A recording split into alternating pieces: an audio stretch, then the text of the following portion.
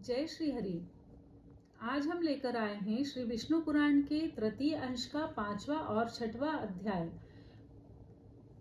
ओम श्रीमन नारायणाय नमः। नारायणं नमस्कृत्य नरं चैव नरोत्तमं देवीं सरस्वतीं व्यासं ततो जयमुदीरयेत्। 5वां अध्याय शुक्ल यजुर्वेद तथा तैत्तिरीय यजुः शाखाओं का वर्णन। श्री पराशर जी बोले, हे महामुने, व्यास जी के शिष्य वैशंपायन ने यजुर्वेद रूपी वृक्ष की 27 शाखाओं की रचना की और उन्हें अपने शिष्यों को पढ़ाया तथा शिष्यों ने भी क्रमशः ग्रहण किया।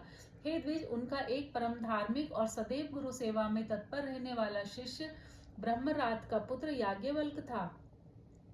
एक समय समस्त ऋषिगण ने मिलकर यह नियम किया कि जो कोई महामेरु पर स्थित हमारे इस समाज में सम्मिलित न होगा, उसको 7 रात्रियों के भीतर ही ब्रह्म हत्या लगेगी।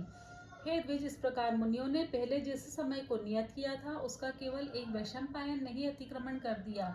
इसके पश्चात उन्होंने प्रमादवश पैर से छुए हुए अपने भांजे की हत्या कर डाली। तब उन्होंने अपने शिष्यों से कहा, हे शिष्यगण, तुम सब लोग किसी प्रकार का विचार न करके मेरे लिए ब्रह्म हत्या को दूर करने वाला व्रत करो।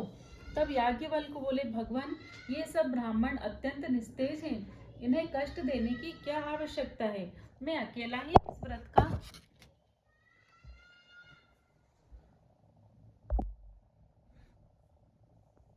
अनुष्ठान करूंगा।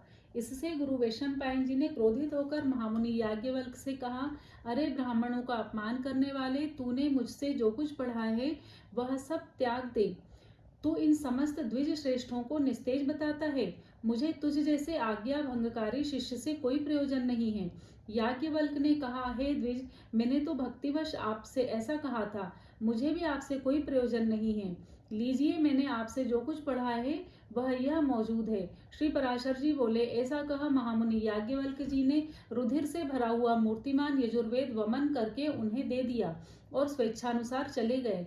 हे द्विज, याज्ञवल्क्य द्वारा वमन की हुई उन यजुः श्रुतियों को अन्य शिष्यों ने तित्तिर अर्थात तीतर होकर ग्रहण कर लिया, इसलिए वे सब तैत्तिरीय कहलाए। हे मुनि सत्तम, जिन विप्रगण ने गुरु की प्रेरणा से ब्रह्म हत्या विनाशक व्रत का अनुष्ठान किया था, वे सब व्रताचरण के कारण यजुः शाखाध्यायी चरकार्धवर्यु हुए। तदनंतर याज्ञवल्क्य ने भी यजुर्वेद की प्राप्ति की इच्छा से प्राणों का संयम कर संयत चित्त से सूर्य भगवान की स्तुति की। याज्ञवल्क्य जी बोले, अतुलित तेजस्वी मुक्ति के द्वार स्वरूप तथा वेदत्रय रूप तेज के संपन्न एवं ऋक यजुः तथा साम स्वरूप सविता देव को नमस्कार है। जो अग्नि और चंद्रमा रूप जगत के कारण और सुषुम्न नामक पर तेज को धारण करने वाले हैं, उन भगवान भास्कर को नमस्कार है। कला, काष्ठा, निमेष आदि काल ज्ञान के कारण तथा ध्यान करने योग्य परब्रह्म रूप विष्णुमय श्री सूर्यदेव को नमस्कार है। जो अपनी किरणों से चंद्रमा को पोषित करते हुए देवताओं को तथा स्वधारूप अमृत से पितृगण को तृप्त करते हैं, उन तृप्ति रूप सूर्यदेव को नमस्कार है। जो हिम, जल और उष्णता के कर्ता अर्थात शीत, वर्षा और ग्रीष्म आदि ऋतुओं के कारण हैं और जगत का पोषण करने वाले हैं, उन त्रिकाल मूर्ति विधाता भगवान सूर्य को नमस्कार है।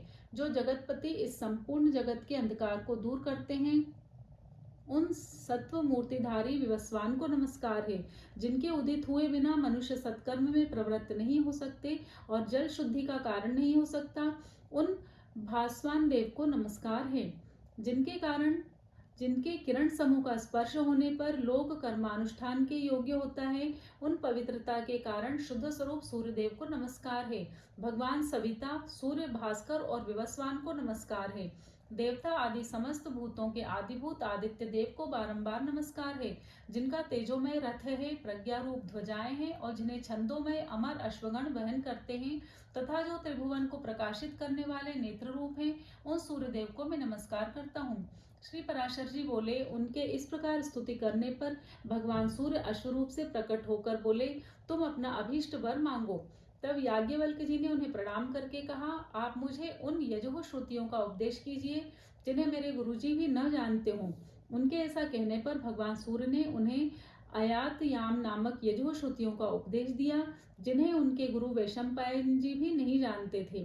हे द्विजोत्तम, उन श्रुतियों को जिन ब्राह्मणों ने पढ़ा था वे वाजी नाम से विख्यात हुए, क्योंकि उनका उपदेश करते समय सूर्य भी अशुरूप हो गए थे। हे महाभाग, उन वाजिश्रुतियों की काण्व आदि 15 शाखाएं हैं। वे सब शाखाएं महर्षि याज्ञवल्क्य की प्रवृत्त की हुई कही जाती हैं। इति श्री विष्णु पुराणे तृतीयांशे पंचमोऽध्यायः। श्री विष्णु पुराण के तृतीय अंश का छठा अध्याय। सामवेद की शाखा 18 पुराण और 14 विद्याओं के विभाग का वर्णन। श्री पराशर जी बोले, हे मैत्रेय, जिस क्रम से व्यास जी के शिष्य जैमिनी ने सामवेद की शाखाओं का विभाग किया था, वह मुझसे सुनो। जैमिनी का पुत्र सुमंतु था, उसका पुत्र सुकर्मा हुआ। उन दोनों महामती पुत्र पौत्रों ने सामवेद की एक एक शाखा का अध्ययन किया। तदनंतर सुमंतु के पुत्र सुकर्मा ने अपने सामवेद संहिता के 1 सहस्त्र शाखा भेद किए और हे द्विजोत्तम, उन्हें उसके कौसल्य, हिरण्याभ तथा पौष्पंजी नामक 2 महाव्रती शिष्यों ने ग्रहण किया। हिरण्यनाभ के 500 शिष्य थे जो उदीच्य सामक कहलाए। इसी प्रकार जिन अन्य द्विजोत्तमों ने इतनी ही संहिताएं हिरण्यनाभ से और ग्रहण की, उन्हें पंडितजन प्राच्य सामक कहते हैं।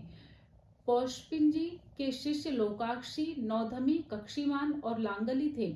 उनके शिष्य प्रशिष्यों ने अपनी अपनी संहिताओं के विभाग करके उन्हें बहुत बढ़ा दिया। महामुनि कृति नामक हिरण्यनाभ के एक और शिष्य ने अपने शिष्यों को सामवेद की 24 संहिताएं पढ़ाई। फिर उन्होंने भी सामवेद का शाखाओं द्वारा खूब विस्तार किया।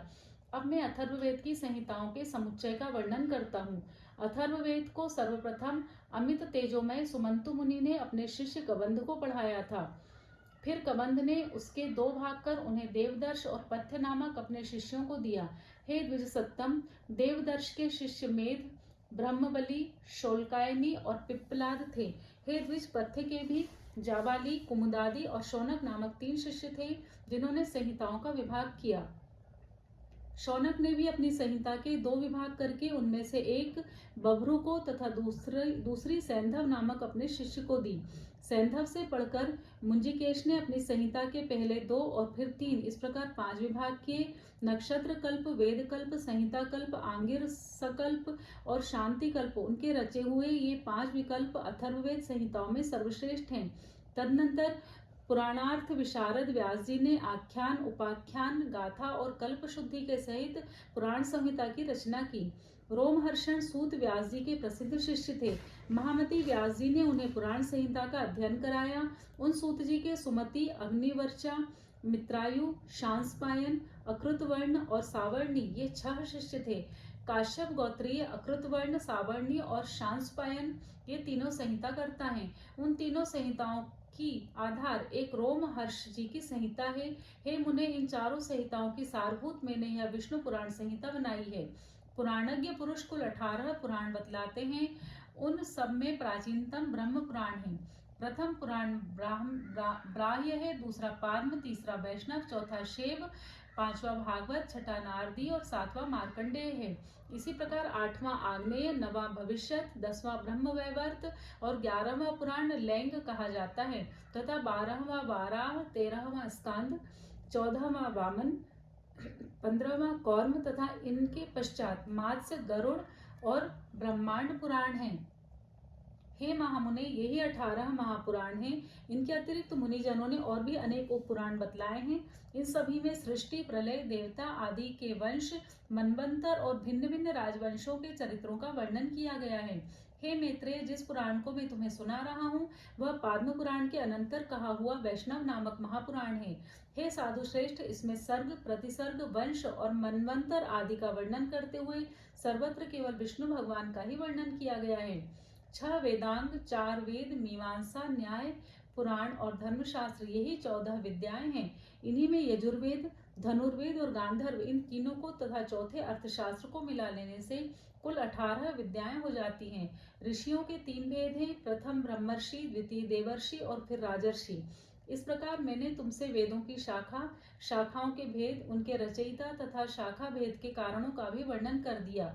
इसी प्रकार समस्त मनवंतरों में एक से शाखा भेद रहते हैं। हे द्विज, प्रजापति ब्रह्मा जी से प्रकट होने वाली श्रुति तो नित्य है, यह तो उनके विकल्प मात्र हैं।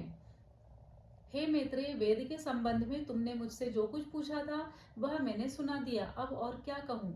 इति श्री विष्णुपुराणे तृतीयेशे षष्ठोऽध्यायः। जय श्री हरि।